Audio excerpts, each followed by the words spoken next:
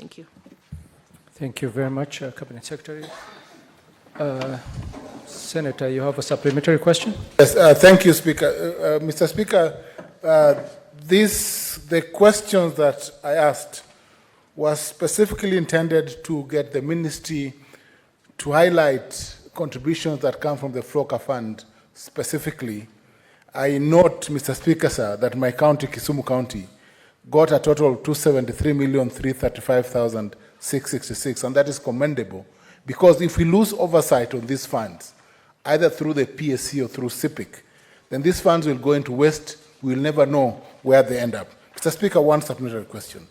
Could the Cabinet Secretary just tell us if there are any funds, if counties have earned any funds from carbon financing?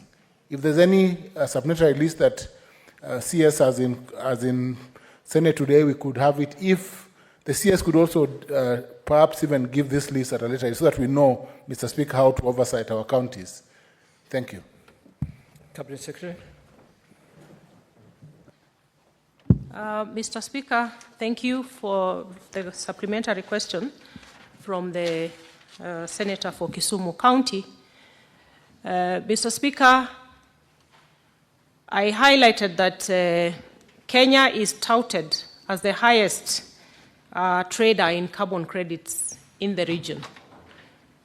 Most of these transactions have been voluntary carbon trading transactions between private project proponents and communities at various levels and at different sectors.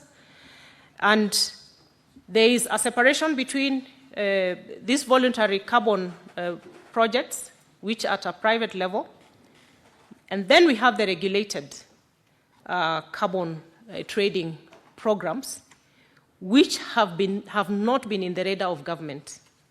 And that is the reason why we have focused very keenly on reviewing the law and putting in place a carbon market framework, Mr. Speaker.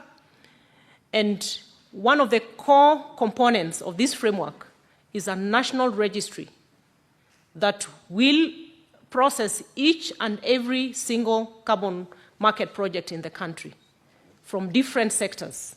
So we have one national registry, which is already underway in terms of operationalization after the gazettement of the designated national authority. And this national registry will be fed by sector-specific registries from energy, agriculture, and so many other sectors.